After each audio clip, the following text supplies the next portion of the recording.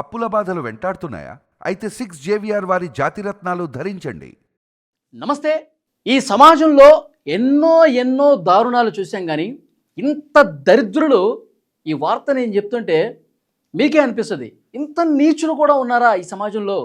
ఇలాంటి పనికిమాలిన నీచ నికృష్ట వెధవలు కూడా ఉన్నారా ఈ సమాజంలో అనిపిస్తూ ఉంటుంది. బీహార్లోని బోధ్గయలో హోంగార్డు పరీక్షలు జరుగుతున్నాయండి. హోంగార్డ్ ఎగ్జామినేషన్ పెడతా ఉన్నారు. అక్కడ పరేడ్ గ్రౌండ్లో దేహదారుఢ్య పరీక్షలు కూడా, అంటే ఫిజికల్ టెస్టులు ఉంటాయి కదా, అవి కూడా చేయడానికి సిద్ధమయ్యారు. ఆ సమయంలో అక్కడ ఆ పరీక్షకు వచ్చినటువంటి ఒక విద్యార్థిని, ఆమె ఆ టెస్ట్ సమయంలో స్పృహ తప్పి పడిపోయిందండి. స్పృహ తప్పి పడిపోతే అక్కడ ఉన్నటువంటి అధికారులు వెంటనే, ఇప్పుడు ఇలాంటి టెస్టులన్నీ చేసేటప్పుడు అక్కడ సిద్ధంగా అంబులెన్స్ ఉంచుతారు.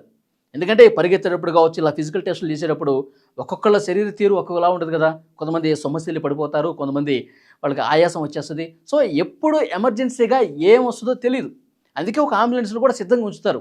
పాపం ఒక పాప, ఆమె స్పృహ పడిపోయింది, సొమ్మసిల్లి పడిపోయింది స్పాట్లో. వెంటనే అంబులెన్స్ ఎక్కించి ఆసుపత్రికి తీసుకెళ్లాలని చెప్పారు. అక్కడ అంబులెన్స్ ఉంది కాబట్టి అంబులెన్స్ డ్రైవరు, అందులో ఉన్న టెక్నీషియను ఆమెని ఆసుపత్రికి తీసుకెళ్ళడానికి అంబులెన్స్ ఎక్కించారు. అంబులెన్స్ స్టార్ట్ అయింది, వెళ్ళిపోయింది. వీళ్ళు మార్గ మధ్యలో ఒక దగ్గర ఆపేసి ఆ విద్యార్థినిని అత్యాచారం చేశారండి. ఎంత దారుణం చూడండి.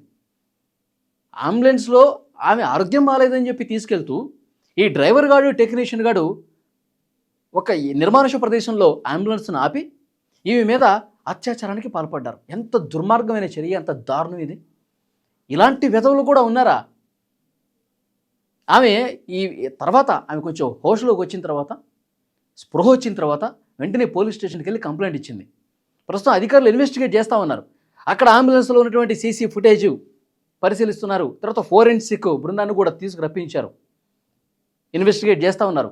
నిందితులు అత్యాచారానికి పాల్పడ్డారని చెప్పి అధికారికంగా ఒక ఇన్ఫర్మేషన్ వస్తే, రిపోర్ట్ వస్తే చాలా అంటే చాలా కఠినంగా శిక్షిస్తామని కూడా అధికారులు చెప్పారు.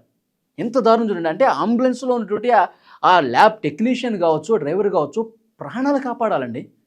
ప్రాణాలు కాపాడాలి. వెంటనే ఒకటొకటి ఆసుపత్రికి తీసుకెళ్ళి పేషెంట్ లాగా చూడాలి. పేషెంట్ అంటే మనకు కుటుంబ సభ్యురాలుగా చూడాలి. అలా కాకుండా మార్గ మధ్యలో ఒంటరిగా దొరికింది కదా ఒక అమ్మాయి అని చెప్పి ఇంత దారుణంగా ప్రవర్తిస్తారా?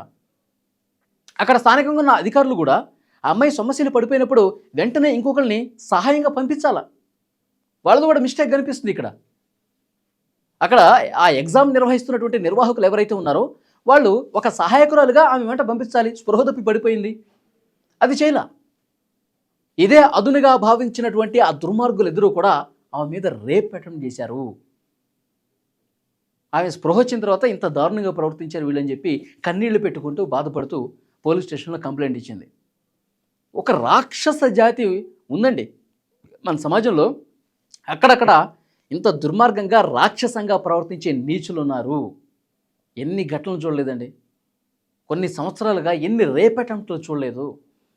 మొన్నటికి మొన్న కోల్కతాలో వైద్య విద్యార్థిని ఎంత దారుణంగా రేప్ చేసి చంపారు. హైదరాబాద్లో జరిగిన దిశ కేసు కావచ్చు, ఢిల్లీలో జరిగిన నిర్భయ కేసు కావచ్చు, ఎక్కడో చోట ఇలాంటి ఇన్సిడెంట్ జరుగుతున్నాయి. అంటే ప్రతిసారి ఏదో ఇవి జరుగుతున్నాయని మనం మాట్లాడుకుంటున్నాం, వాళ్ళని కఠిన చర్యలు తీసుకోవాలి, ఇదే కానీ అసలు వీటిని నిలుపుదల చేయలేకపోతున్నాం. రేపులు జరగకుండా చూడాల్సిన బాధ్యత ప్రభుత్వాలకు ఉంది. కఠినమైన చట్టాలు తీసుకురావాలి. నడి రోడ్డు మీద గన్ను పెట్టి ఫటాఫటా కాల్చిపడేయాలి. అప్పుడు కానీ దారిలోకి వస్తారు. అంతే కదా. అరే ఏం చేస్తారు, మనం ఏమైనా చేసుకోవచ్చు, ఎన్ని అత్యాచారాలైనా చేయొచ్చు, ఏం పెడతారు, కేసు పెడతారు, జైల్లో వెళ్తారు, మళ్ళీ మనం బయటకు వచ్చేస్తాం, హ్యాపీ. వాళ్ళకు ఒక భయం లేదు. మనం ఇప్పుడు ఈ పని చేస్తే, ఇంత దుర్మార్గంగా ఒక అమ్మాయిని అత్యాచారం చేస్తే మనకి జీవితమే లేదు అని వాడికి ఒక భయం ఉంటే అప్పుడు అలాంటివి చేయకుండా ఉంటాడు. ఇక మనకి జీవితం లేదు, మరుక్షణమే ఇది బయటకు వచ్చిన మరుక్షణమే మనల్ని చంపేస్తారు అని వాడికి ఆ భయం ఉంటే అప్పుడు ఇలాంటివి చేయకుండా ఉంటారు. ఎంత దారుణం అండి, ఎంత సిగ్గుపోతుంది, మన దేశం పరుగు పోతుంది బయట ఇలాంటి ఘటనలు జరిగితే. అంబులెన్స్లో తీసుకెళ్తూ రేప్ చేస్తారా? చాలా అంటే చాలా దారుణమైనటువంటి విషయం. చాలా కఠినంగా సీరియస్గా తీసుకోవాలి. కేంద్ర స్థాయిలో ప్రభుత్వ పెద్దలు కూడా ఇన్వాల్వ్ అయ్యి వెంటనే రియాక్ట్ అయ్యి దీని మీద కఠినంగా వ్యవహరించాల్సిన అవసరం ఉంది. అలాంటి దుర్మార్గుల్ని, అలాంటి చీడ పురుగులను అసలు ఉండాల్సిన అవసరం లేదు సమాజంలో నన్ను అడిగితే. సో అసలు మహిళలకి రక్షణ ఎక్కడుంది?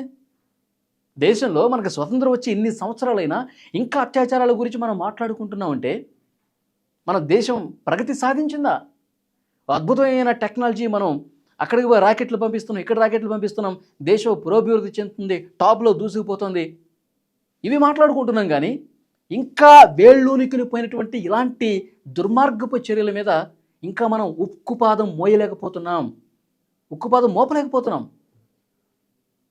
సో ఈ వ్యవహారాల మీద దేశం పరువు పోయేటువంటి ఘటనలు ఇలాంటి వాటి మీద చాలా సీరియస్గా ప్రభుత్వాలు ముందుకెళ్తే, కఠినంగా చట్టాలు తీసుకొస్తేనే వీటిని అరికట్టగలం.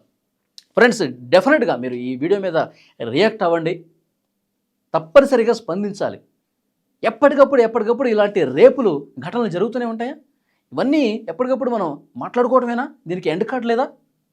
ఈ అంబులెన్స్లో జరిగిన ఈ రేప్ వ్యవహారాన్ని కామెంట్ బాక్స్లో తెలియజేయండి, మీ అభిప్రాయాన్ని చెప్పండి. ఏం చేస్తే ఇలాంటి నరరూప రాక్షసులకి మనం అడ్డుకట్ట వేయగలం? Please comment.